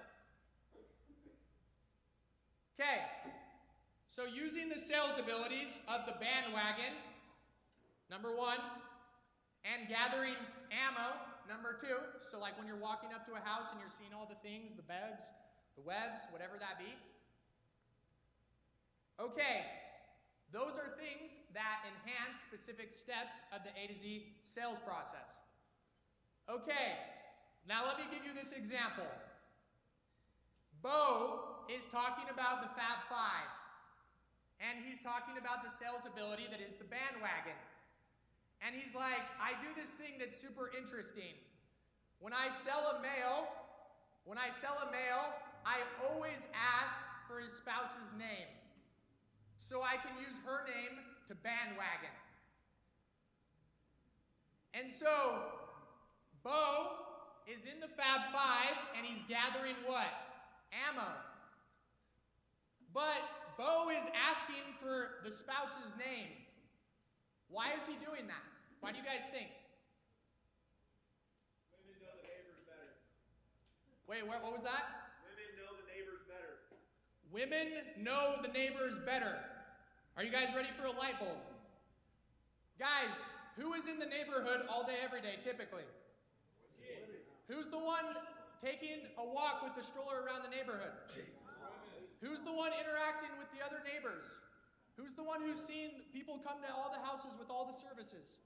Who's typically the ones who's more connected? Who's typically more social? Who's typically more emotional? Females.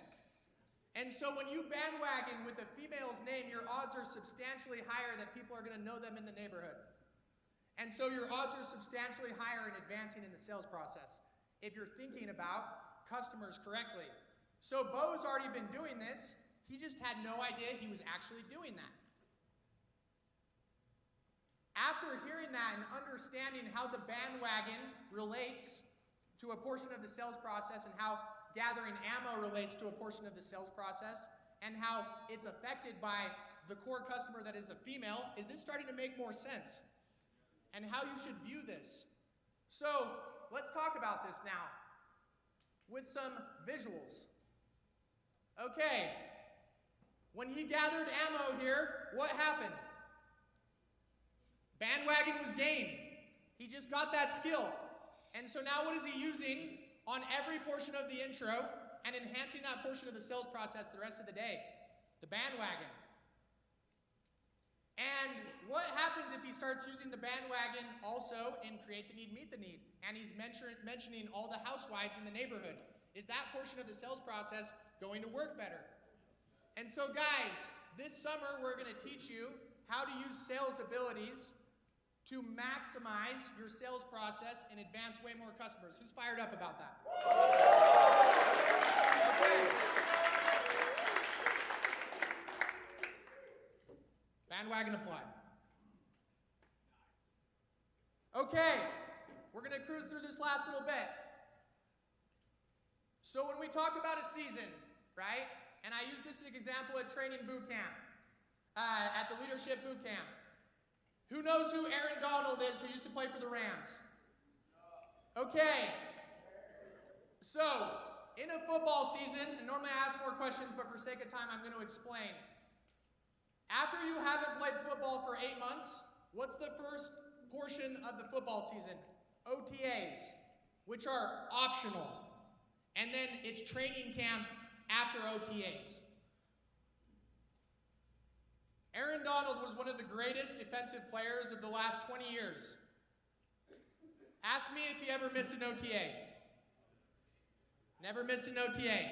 Ask me if he ever missed a training camp. Why do you guys think Aaron Donald valued those things? Do you guys think, if we were using this language, do you think Aaron Donald is a business guy or do you think he's a sales guy? Do you guys know the difference between getting drafted in the first round and in the 7th? If you run a 4.4, you can go in the first. If you run like a 4.8, you're going to go in the 5th, 6th, or 7th. 0.4 seconds. The fundamentals and maximizing the fundamentals and the way to win the game that is the sales process, that's how you become great. And it's little milliseconds and death by 1,000 cuts. That's what it looks like to become great. And so, if we haven't sold for 8 or 9 months, I feel like it's kind of crazy that we think we're just going to roll into the summer without having training camp. Does that make sense? Okay, let me help you guys connect the dots even more. Because I'll tell you something your coach or team manager hates to hear. Vet gets to market, hasn't knocked for 8.5 months, goes out and sells one his first day, and is in fucking shambles. Dude, what's going on? How does this work? Dude, it's your first day, and you haven't played the game for 8.5 months. Dude, you're in training camp. So guys, if our people going out aren't so hard on themselves and they view it as training camp and they have 2 weeks to get up and rolling, do we think they're going to sell more? Yeah. I know people in this room right now are thinking, man, I wish I would have viewed it like training camp previously because then I wouldn't have been shitting on myself so hard. Guys, it's a game. If you're not playing the game on a daily basis, you're going to get worse at the game. Is this making sense? Okay. Oh, yeah. So, when you guys get to the summer and you're a vet and your sales manager is like, hey, we're drilling the sales process over and over and over again, is it going to be like, hey, I already know that shit? No. It's about being humble. It's about learning. It's about growing. Okay, these are the things that are going to help you guys have the best summer you've ever had and be able to start measuring yourselves. And when you should be able to do certain things so you can stay oriented, so you can ramp. Okay, this is the calendar. But we're going to talk through what it means.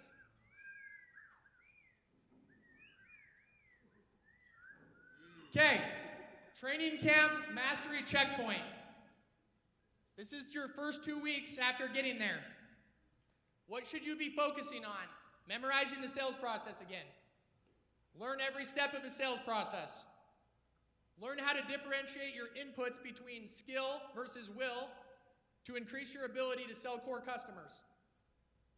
Maximize the mediums of practice. We're going to talk about some of this language later. Key core customer targets.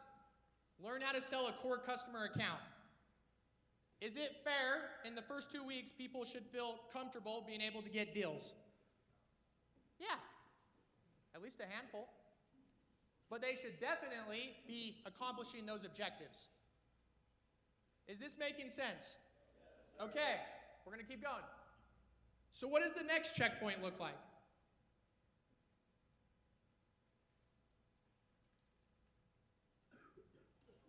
Sorry. Sales process playbook mastery checkpoint. What are the dates? This is the start of the summer until June 14th. So I want you guys all to think of what June 14th typically looks like, where you're at in the summer. So I think by that point, people should know all the portions of the sales process. They should know the approach. They should know the customer. They should know the close. They should learn how to improve and evaluate yourself in each segment of the sales process. You guys have all been thinking about pitches. Do we even know how to evaluate ourselves fully yet? No.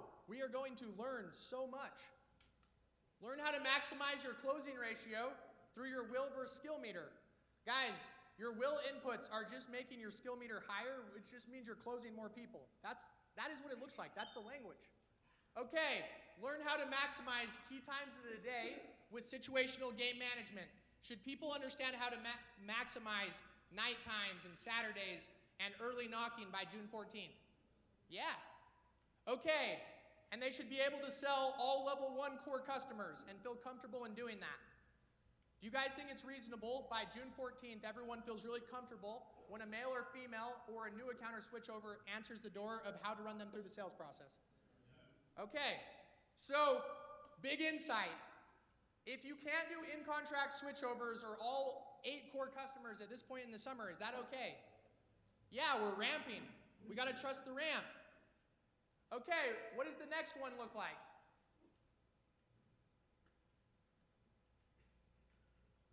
We're going to skip the levels.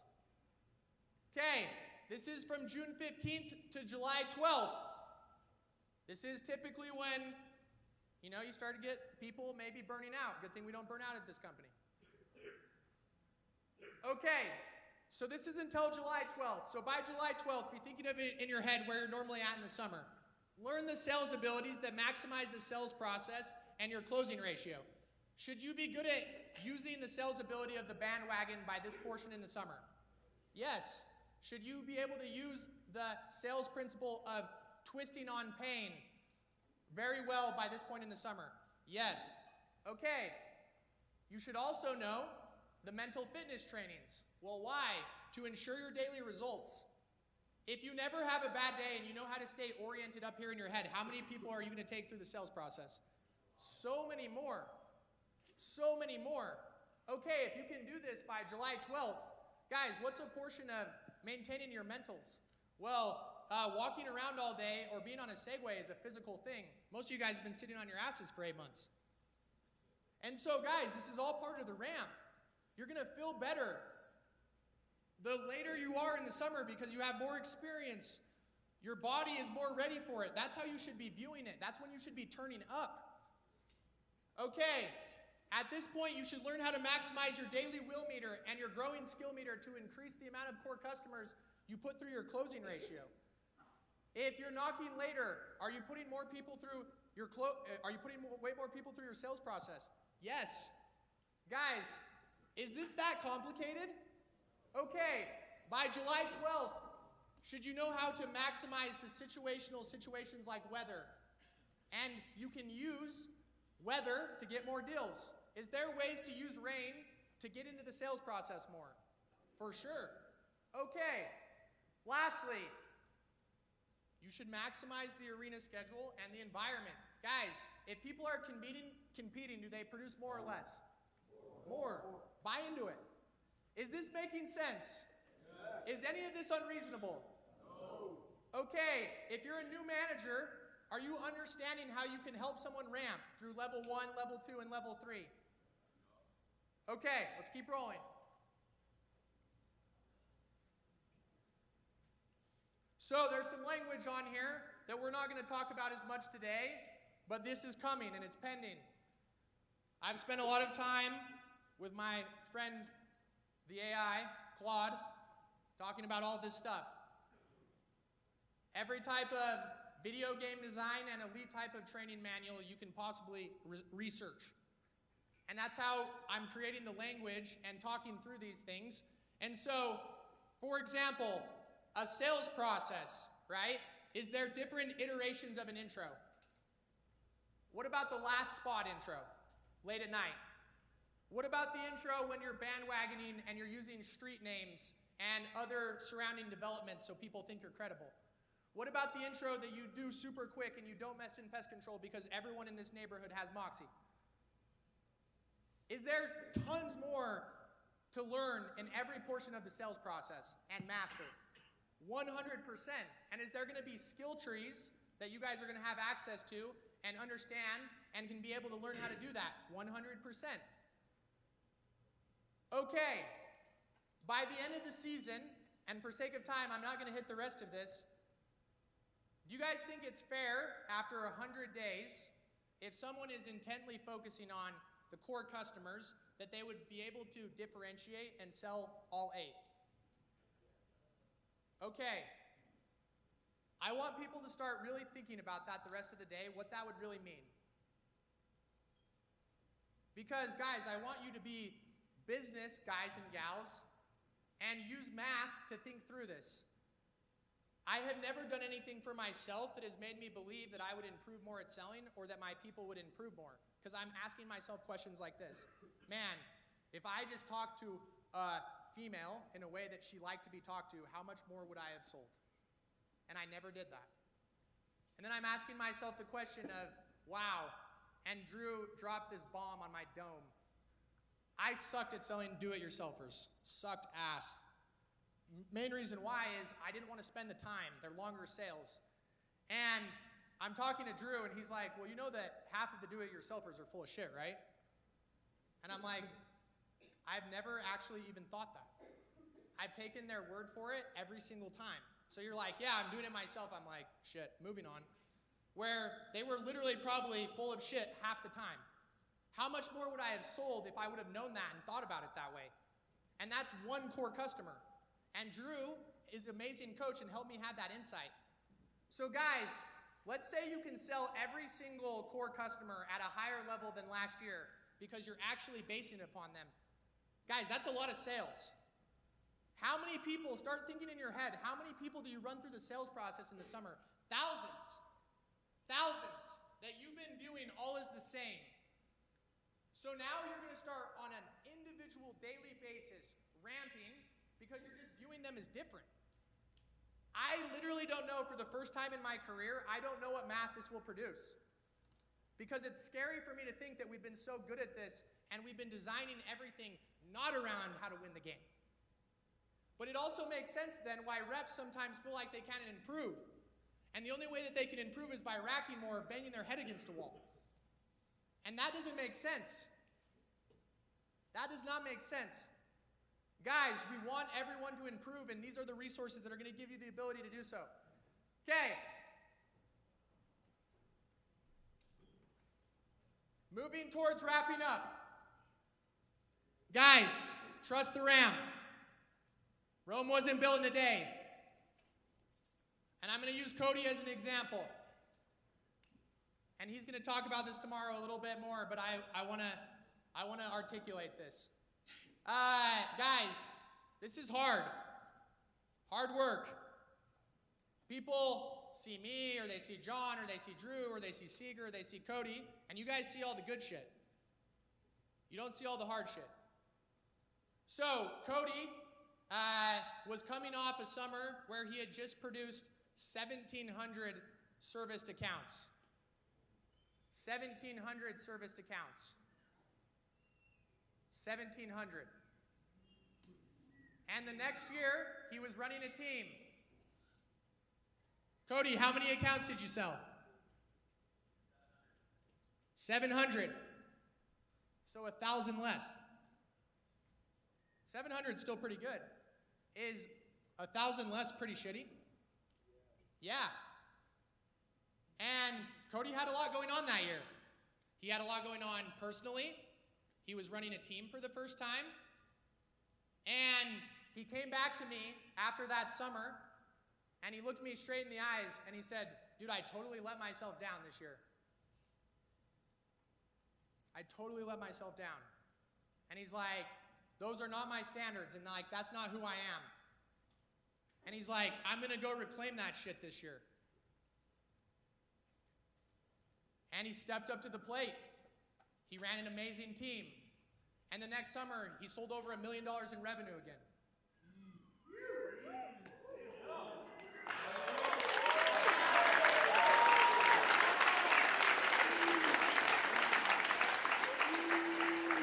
Guys, it's amazing to clap for Cody, but what about the 18 months of hard-ass work? And hard-ass adjustments? And taking massive feedback? No, that's what it looked like. Guys, if you want to be great, you have to trust the ramp. And it takes time. No one can cheat the process.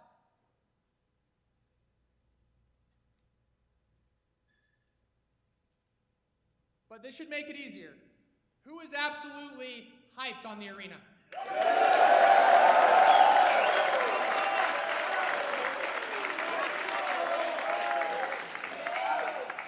So, here's a company strategic question.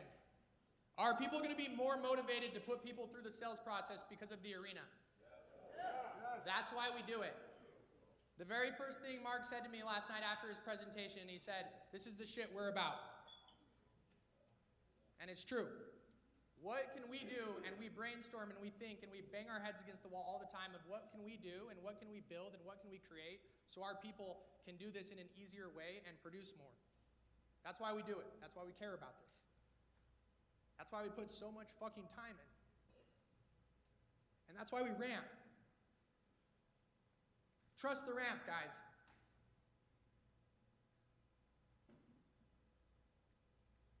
This is one of the main things I want to end on.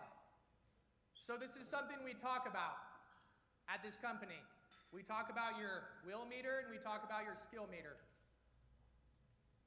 This is a totally personal thing, guys. And something I want you to understand is your will meter, it's not over a week, it's not over a month, it's on a daily basis. And what are you going to do on a daily basis? And what are your inputs going to be personally? So, your skill meter ramps. So your closing ratio grows. And so now you're doing the same amount of work and working the same amount of hours, you're just selling way more core customers. The sad thing is in July, what a lot of people do when they maximize their skill, they just stop using their will meter. Guys, don't be that person. You deserve more. Show up for yourself. And keep putting the work in because you can get better. And that will always be worth it. So guys, we've talked about amazing things today, and new concepts and new ideas and new core customers, and I guarantee people are having tons of ideas. It is still fundamentally and totally and completely up to you if you are going to win the game or not. And the game never changes, and the game doesn't owe you shit. And so guys, this summer, when it's hard, are you going to do what's right or wrong, or are you going to do what's productive?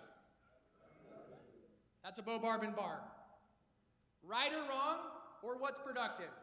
So, when I'm having a bad day, is sitting on the electrical box going to help my XP? No. Okay, when I'm having a bad day, is staying up super late and then not going to sleep and not getting a good night's rest, is that going to help me have a better day? No. All of these are personal choices. All of them.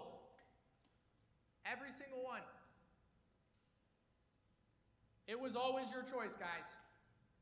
And the thing I value in my life more than anything is it's my choice.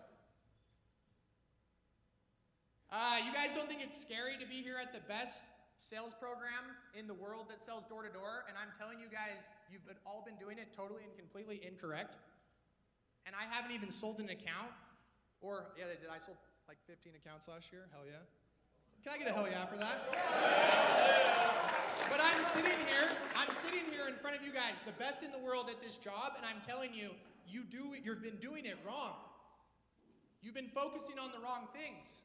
We haven't been playing based upon winning. That's scary. Because what I'm doing is I'm telling the best people in the world they need to change. Typically, when you change, do you get a little bit worse for a second? Yes. And so, let's say Zach Seeger, who's never thought about a male or female, let's say he goes and knocks right now, is he probably going to be having more thoughts about that than he has previously? And is that probably going to affect his process? Yeah. He might knock on the door and be like, shit, I actually don't know what to say to a woman. I'm going to have to start working on that. Wow. What a blessing. What a blessing to get better. Guys, it is your choice. It is your choice, no one else's. Trust the ramp. Trust the ramp. Trust the ramp.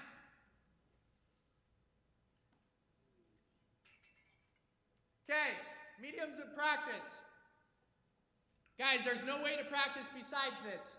So what do we talk about? Your will and skill meter.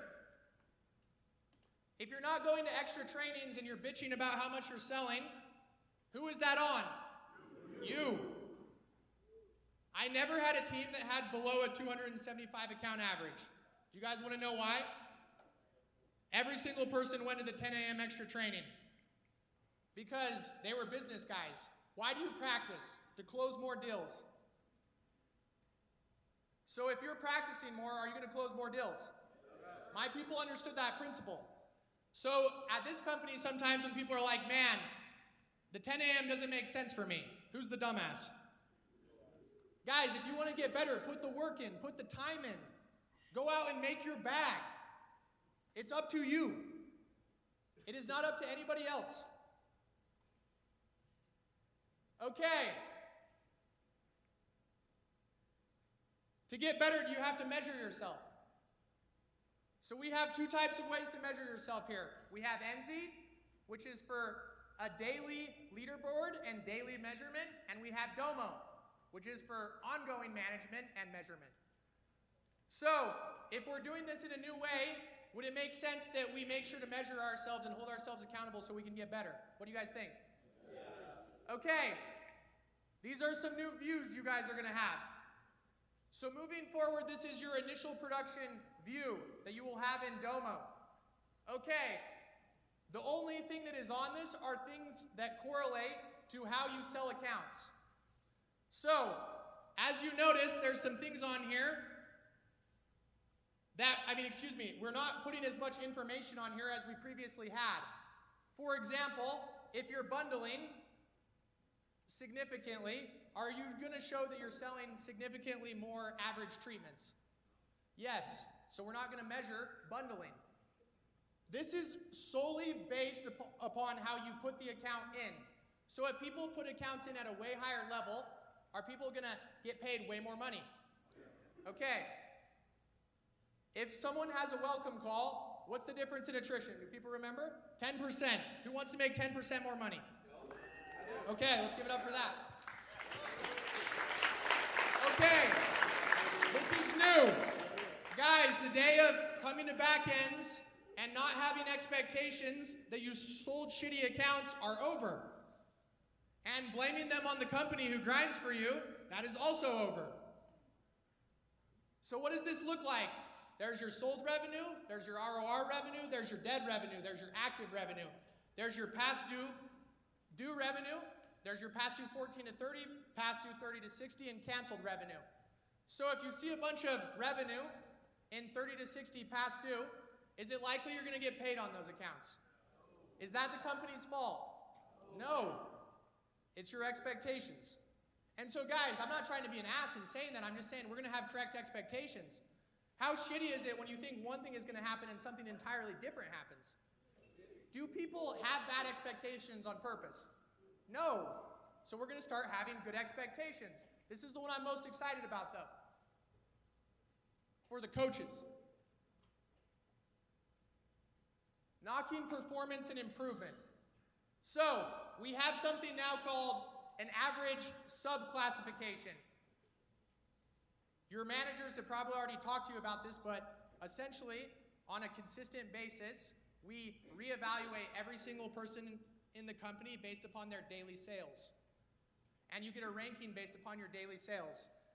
The Golden Door, who used to think he was the shit for selling a Golden Door in a long time, that's super badass, to be super clear, because you're putting in the work. When you're talking about yourself as the same as the Golden Doors who sell 10 a day, that's misaligned. The only thing that matters, and if you want to be great at this company, it's not your end result, it's your daily production average. Drew, how many did you sell a day? 13. That's what greatness looks like. Not, oh, I sold so much over snow. 13 a day on average. Okay, average sales before 2. Is that going to help people produce more and get out to area, and you understand how you can help them do that? And if you see that someone's consistent average sale is at 6:30, what are you thinking? Are they working the hours? No. As a leader, what is your job? To hold them accountable?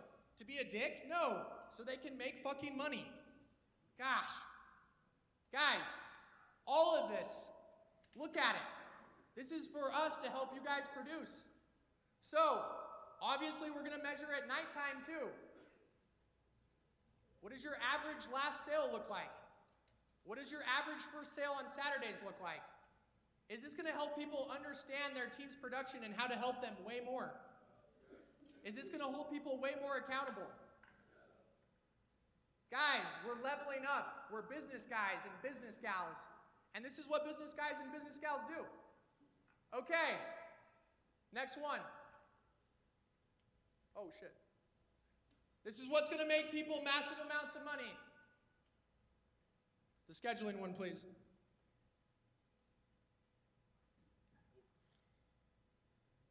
Okay. The only thing this is on is scheduling. Scheduling. That's it. So let me explain something on here. Because I'm not going to explain the whole thing. When you reschedule a job that's already been scheduled, what does it take? Another spot. So what does that mean? Now you use 2 spots to service 1 job.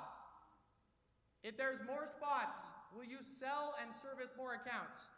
Yes. So the lower the percentage of reschedules is, the higher the sold to service will be. Does that make sense? Okay. Same thing for cancels and dead revenue. What would happen if all of you guys doing the exact same work just made 5% more on everything you're doing? Would that be sick? Okay, well that's how we're going to do it. Okay, we're also going to be measuring the checkpoints, which I'm going to click to.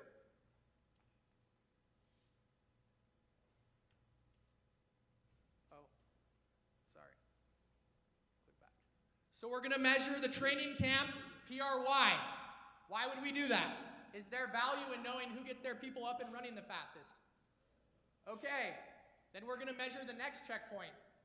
Is it going to be valuable to understand who's the best at training and getting their people up and running after Memorial Day? Why do you guys think, though, I'm super excited specifically, though, about the checkpoint that goes from June 14th to July 12th? We're going to see who those dogs are. Because normally that's that time when people start taking their foot off the gas.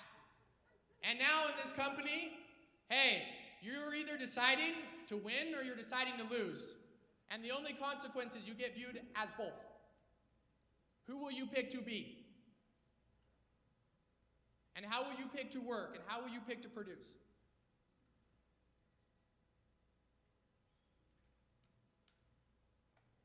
Okay, so we're going to go through this. And I'm going to ask these questions. If we are basing everything we're doing as business people around core customers, the people who actually buy from us, are we going to sell way more accounts? Yes. Okay. Do business people make more money than salespeople? Yes. Okay. Are business people humble and are looking to level up and understand how they can consistently get better? Yes. Okay. This is an objective that we have to work on, and we're going to work on it the rest of this week, but we're making progress. Okay. Who is viewing selling totally differently after thinking about who the core customers are? Okay. We're ramping. Who is starting to understand why the language is so important? And this is something we're going to have to cement, and we're going to have to get really good at culturally talking about it so everyone understands.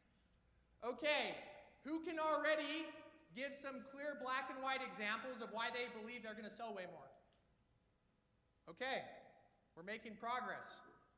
Guys, if you can't already black and white, though, say, man, I'm super excited to learn how to sell men and women, that means you're already perfect at it. And so, guys, there is so much. So much. Okay, who understands now, after learning today, that we actually have core customers you can base your trainings on? There's actually a structure with training camp and checkpoints. There's an actual structure with levels. There's understanding of a skill versus will meter. There's understanding of how to interact with your coach as a player. There's an understanding of how to maximize the arena. Do you guys understand your inputs way better? Who are the inputs up to? You guys. Okay. We're learning. The only thing that will impede you guys in all of this is if you don't trust the ramp. Guys, working hard is hard. Building this, thinking through this was really hard. Took tons of experience, tons of time, tons of effort. I started working on this on 3:30 on Monday. I started working on it at 4 on Tuesday, and then I was here, and then Wednesday, wasn't working on it because I was doing other things, and I was here this morning working on it early, making sure I had all the edits in. That's what it looks like.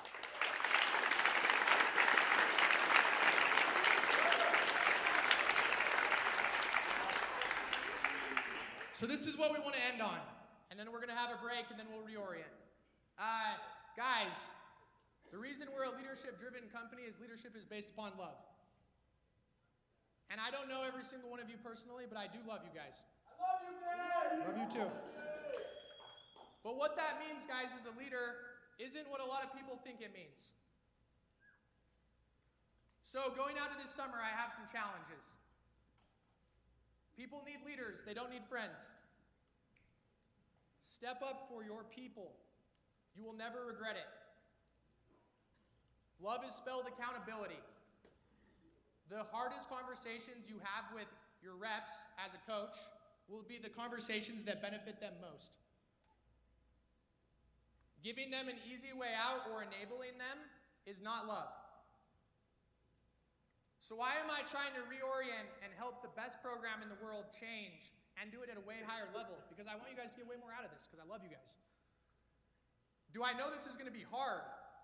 Do I know people are going to have to learn and have to ramp? Yes, but it's because we love you guys. And guys, if you love people and you view them in that way, it is so easy to believe in them. I wish you guys could be up here and be me and be looking at all of you. I'm looking at Jared Goland over there, and I'm watching him nod his head, and I know he's going to crush this summer. I'm looking at Josue, and he's grinded at growth block, and he is such a good man. And I know he's going to put on. I'm seeing David Watterson, and he's someone who should have been working with us for years. Let's give it up for David Watterson. Where that man is.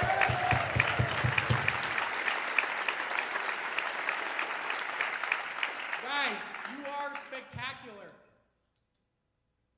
Do yourself the service of loving yourself. Do yourself the service of showing up for yourself. And do yourself the service of believing in yourself. Because you can. And we do. That's why we're here. That's why we're doing this. That's why we're spending hundreds of thousands of dollars, because we believe in you. That's what it looks like. And your people need to hear that you love them and you believe in them. Especially when they're learning new shit. And especially when they're ramping. So, this year, guys, there's one thing I want from this group. One thing. One thing. And it's not to be the best in the world. The one thing I want from this group, and it's the one thing that actually really matters. It's giving it 100% your fucking all every single goddamn day.